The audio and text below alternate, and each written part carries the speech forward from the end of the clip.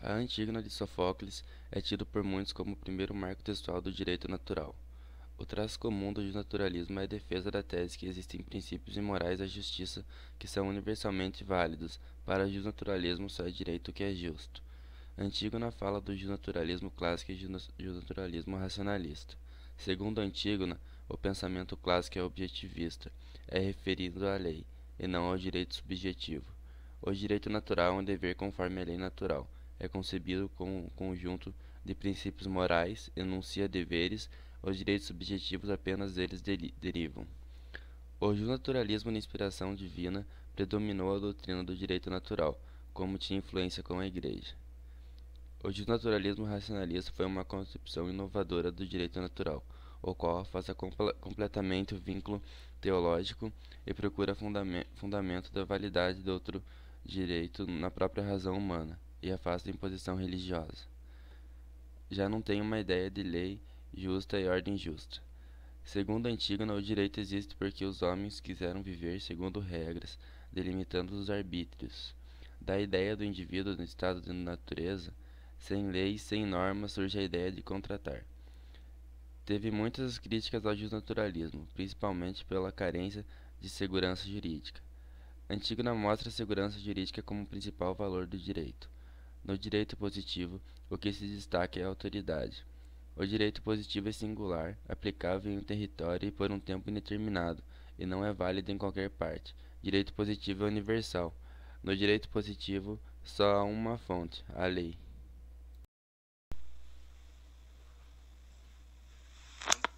Perplexidades no presente, já que a tradição, inclusive a do pensamento jurídico, não nos oferece critérios para a ação futura, nem conceitos para os entendimentos dos acontecimentos passados.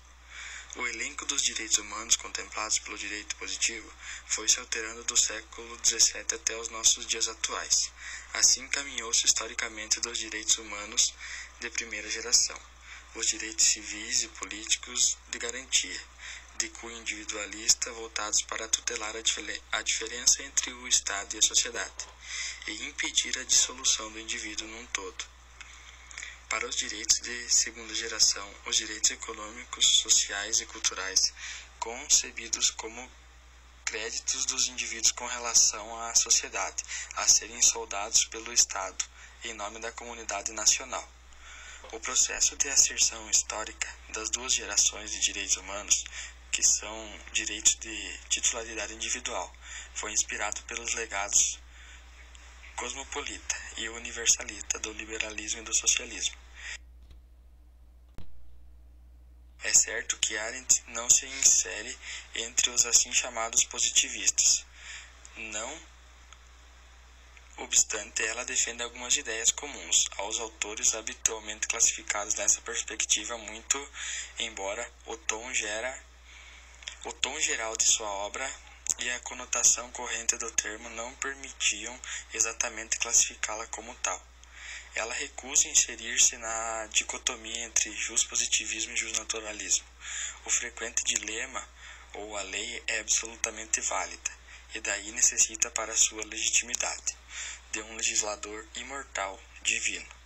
Ou a lei é simplesmente um comando, com nada por trás de si, senão o monopólio estatal da violência. É uma ilusão. A legitimidade da lei, seu fundamento de validade, vem, entre outros fatores, da velha e mundana máxima romana. Coerentemente, Arendt já observava antes a respeito dos regimes totalitários, que a negação da legalidade consiste exatamente em derivar sua legitimidade de uma acima dele. Não existe verdade, só o arbítrio. Sabe-se que a ideia central do justnaturalismo é exatamente derivar sua legitimidade de uma ética superior à positiva. Em outro ponto, Arendt também está de acordo com os positivistas na expressa separação entre moralidade e legalidade, entre a moral de um lado e a política e o direito de outro. A moral, que se revela na consciência, difere do direito por ser, em princípio, a política. Interpretando Kant, Arendt diz que que mesmo uma raça de demônios pode permanecer dentro dos limites razoáveis fixados pelos direitos e pela política. Isto é, podemos ter maus seres humanos, moralmente falando, e ainda assim bons cidadãos. As proposições morais só são evidentes para aqueles que pensam e são capazes de julgar, enquanto o direito precisa ser evidente para todos. Tem que parecer como linha democrática, que é: o único conteúdo moral do consentimento que apoia o poder político, jurídico, como aliás o conteúdo moral de todos os acordos e contratos, é a simples disposição de cumprir promessas, de dar e manter garantias quanto a uma futura conduta. Em outros termos, garantir expectativas, ao tentar aqui estabelecer comparações perspectivas positivistas. Não se quer emprestar a Hannah Arendt parâmetros filosóficos que lhe são estranhos, ou exigir-lhe uma consciência com a qual não achou por bem se preocupar, mas sim mostrar semelhanças. Basicamente não são contra a manipulação da opinião e a incapacidade para pensar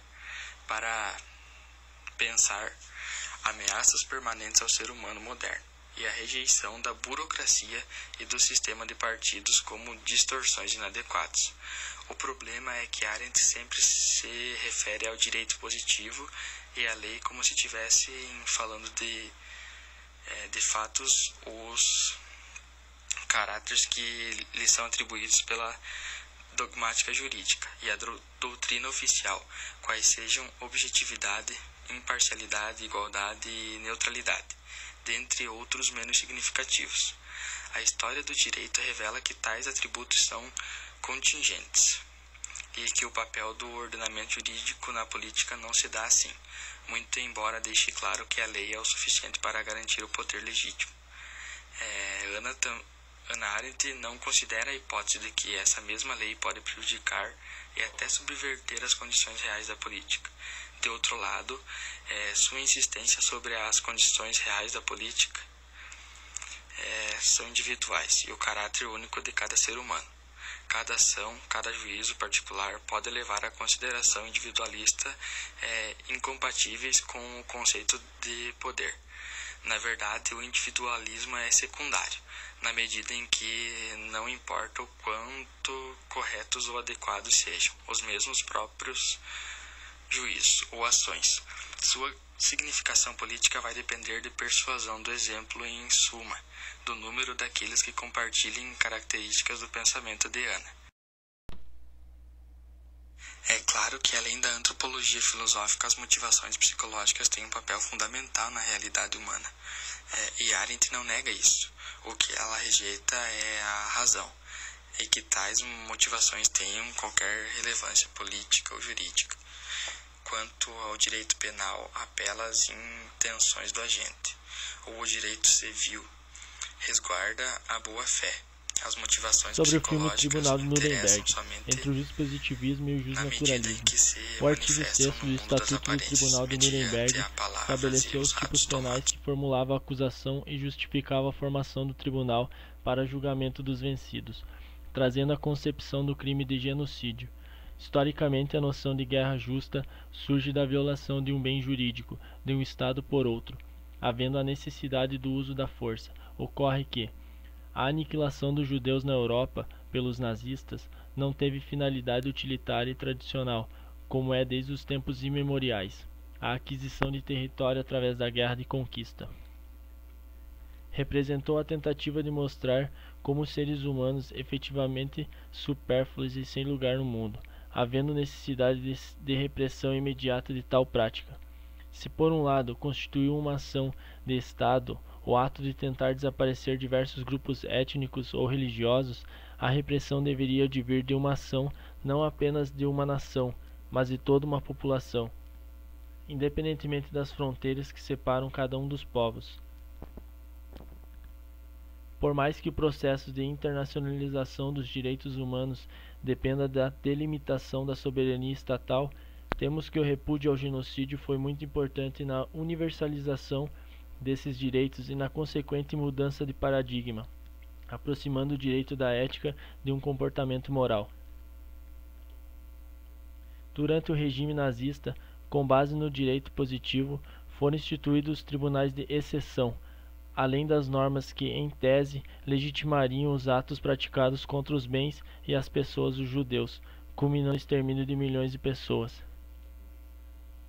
Nesse contexto, se mostra necessária a adoção do justnaturalismo, no sentido de que, se a norma não é justa e afronta os direitos universais e imutáveis, não deve ser cumprida, pois é inadmissível a irresponsabilidade do Estado para justificar os atos que atentam contra toda a humanidade. Porém, a afronta ao direito natural por si só não resulta na imposição de uma sanção que possa repelir a conduta, trazendo o caráter pedagógico e punitivo da pena, havendo, portanto, a necessidade da positivação do direito, refletida no estatuto que criou o Tribunal de Nuremberg.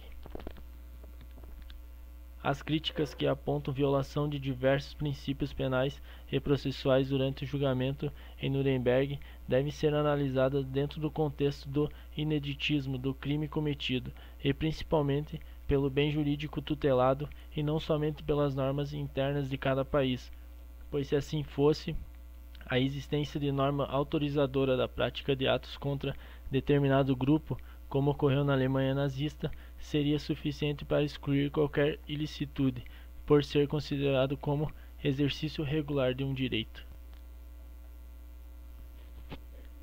Ademais, é importante destacar que a tentativa de julgamento dos criminosos de guerra já havia sido discutida com o término da Primeira Guerra Mundial, pois o atentado contra a humanidade é objeto de repúdio pelo costume, fonte do direito internacional. Logo, ao ser instituído como objetivo de julgar tais atentados na Segunda Guerra, o tribunal não agiu em desacordo com o direito, mas garantiu a tutela necessária ao bem jurídico violado. Acentua Flávia Pelvesan que o Tribunal de Nuremberg aplicou fundamentalmente o costume internacional para a condenação criminal de indivíduos envolvidos na prática de crime contra a paz, crime de guerra e crime contra a humanidade, fundamentando, portanto, o entendimento de que não houve violação do princípio da anterioridade da lei. O julgamento em Nuremberg abriu um precedente importante para a criação de um Tribunal Penal Internacional, servindo de modelo pelo qual se reconheceu um bem jurídico e universal a ser tutelado, independentemente das fronteiras físicas e jurídicas que separam as nações, ou seja, os direitos humanos. É válida a discussão acerca da legalidade do Tribunal de Nuremberg, pois com ela traz à baila a necessidade de se traçar quais os limites da atuação do Estado frente ao seu povo e às demais nações, em que ponto a intervenção no direito internacional se inicia e tem o seu fim, diante de questões culturais, religiosas e de governo de cada nação, evitando que a tutela só ocorra para os vencedores. À mercê desses argumentos, tem-se que a tutela dos direitos humanos não seria possível ser alicerçada tão somente no juspositivismo e justnaturalismo, havendo a necessidade da composição de ambas para a busca da universalização da proteção desses direitos, como se propôs o Tribunal de Nuremberg.